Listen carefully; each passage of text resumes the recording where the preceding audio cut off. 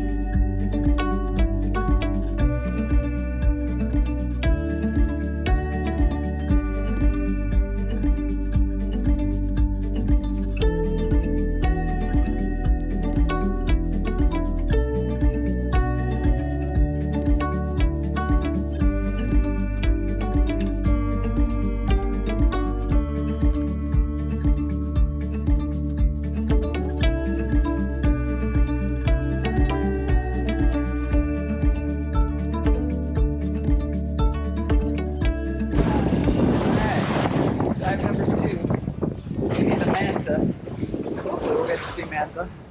That'd be nice. Due to bad weather and an unfavorable current at the pass, we opted to dive the Manta cleaning station and enjoyed several amazing encounters with mantas. In our next video, I will explain how I know the names and bios of the 3 mantas we saw at the cleaning station today. Manta cleaning stations are places with large coral heads populated with a variety of fish that mantas frequent to rid themselves of parasites and dead skin, kind of like a drive-in spa for mantas. When the manta hovers or slowly glides over a coral bommy, also called a cleaning station, small fish swim in and out of the manta's gills, removing unwanted parasites, dead skin, and other things the manta does not want.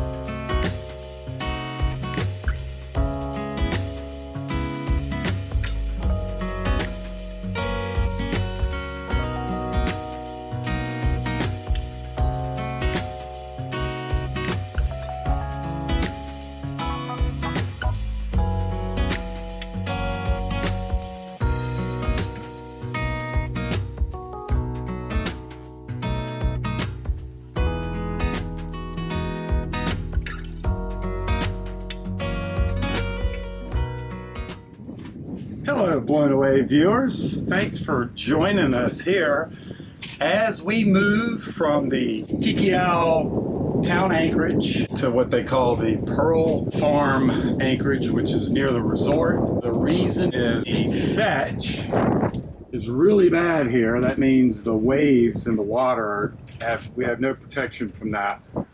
But when we move to this area, we won't have protection from the wind, but we'll have it from the fetch. And the fetch is what makes the boat go like this. So hopefully because of this, we'll be able to sleep a whole lot better.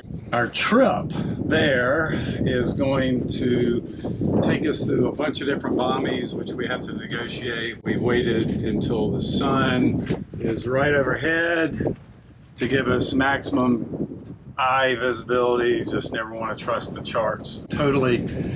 And so we're off right now. We've got about 11, 12 knots of wind, which means once we're motoring, we're going to be going straight into the wind. We'll have about 18 knots apparent. It's going to feel a whole lot better, like we're not underway all night long. Hey guys, if you like content like this, we would really appreciate it if you would hit the subscribe button, the like button for the algorithms, and comment. We love hearing from you guys. Okay, let's get started.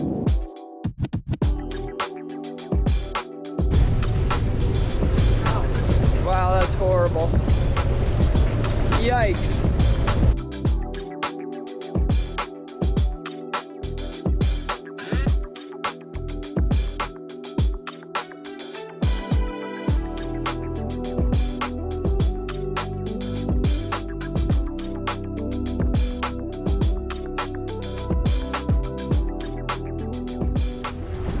All right, we are leaving this beautiful anchorage where I have spent the last week recovering from COVID. Still have it, as you can hear in my voice, but it's time to go up north. We've got a break from the big winds that have happened the last few days to be able to make our way up there, so we're going to do that. And poor Brown has been sitting around not really having a whole lot to do with me being sick, so it'll be good for him to have other people around, and also the Garden of Eden. Maybe we can get some fresh produce up there. It's not a very nice day today, which I hope does not hurt us in being able to see the bommies, but we're going to do our best, and I'll be up front this whole time observing. All right, so off we go.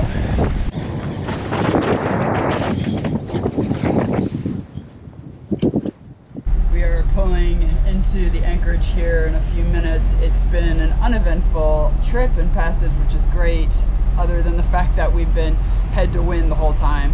Anyway, we've come to a place called Garden of Eden. It is an organic garden, and we're looking forward to visiting and learning about their techniques and how they use hydroponics to grow different kinds of lettuce and fruits and vegetables. So that'll be really fun tomorrow to check that out. So almost there.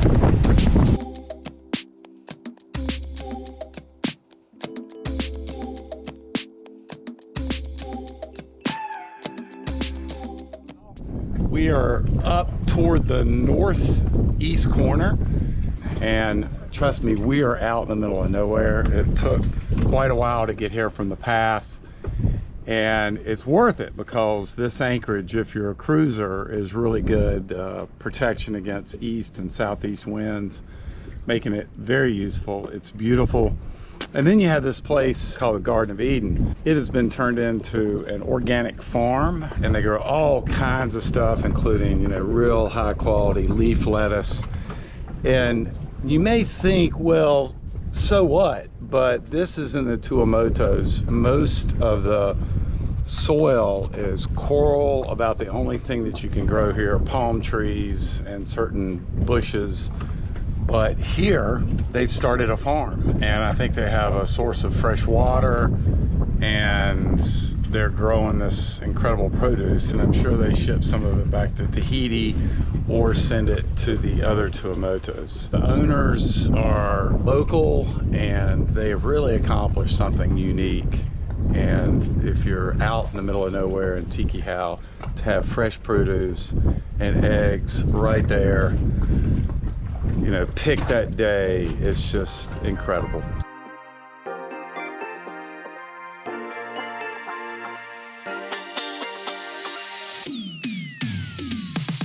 So Jack is giving us a tour of the grounds. This place has two families that have lived here since 1993. They were looking for land all over the place, but they couldn't find it because many people own the land. It's very hard to buy land here. So they came here in 1993, and they started to develop the land with all of the ways that they learned from the Rarotongans. Vanilla. Oh, she's pollinating.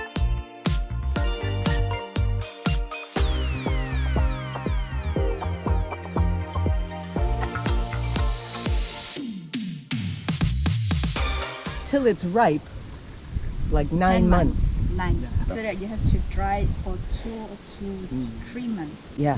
That's why they're so expensive. Yeah, and that's compost? This one is coconut Coconut husk. husk, yeah, just to Yeah, protect the and roots. the compost we make with the chicken duck. Oh, okay. Ah.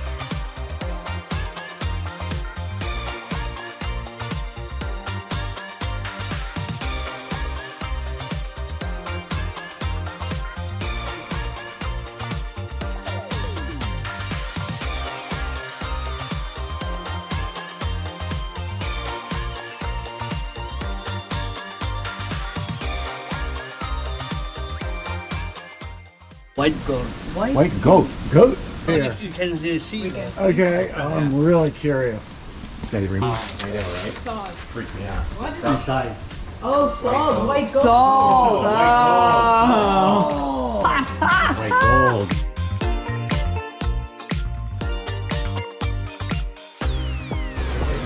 Oh, look at the limes. Wow. Oh yeah, the chili peppers. Yeah. And Like that is exceptional.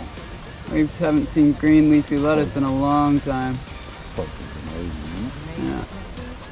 Boy, I don't think you can get fresher than this. This is great. Oh my god. Okay. Basil sauce. Merci. Papaya. We had a great time at the Garden of Eden. Fascinating place, and it makes us really wonder why the other islands aren't doing the same thing that they are. Actually, Jack, the man who gave us the tour, said that they had groups come in to listen to their spiel and how they're actually maintaining an organic garden, and he said it went in one ear and out the other. They'd never followed through. So we bought a whole bunch of stuff from them, and I want to show you what we got. A carton of eggs, this was 10 bucks. Some honey, I think was 18.